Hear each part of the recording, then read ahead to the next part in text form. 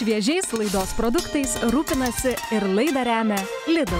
Sveiki visi, esu Justinas Kapkovičius, virtuvės šefas ir šiandien laidoje Šviežios idėjos su Lidl mūsų studiją užpildys aistros, nes gaminsime šokoladinį musą. Šiam receptui aš rekomenduoju būtent juodą šokoladą. Indą statome ant prikaistuvio ir palaukiame, kol šokoladas išsilydys. Vonelė reikalinga tam, kad šokoladas neprisviltų. Į indą mušame kiaušinius. Atsiskiriame trynius nuo baltymų. Aš tą darau tiesiog rankomis. Į trynius pilame kavą ir viską išplakame. Toliau keliauja pusė apelsino sulčių, šiek tiek apelsino žievelės. Masė keliauja į šokoladą. Pats laikas šiam patiekalui neštis šiek tiek aistros, tad beriame čili pipirų. Atėjo laikas pasportuoti, tad išsiplakame baltymus. Baltymas šiam receptui reikalingas ne iki galo išplaktas. Gražiais rankų mostais įmaišome baltymą.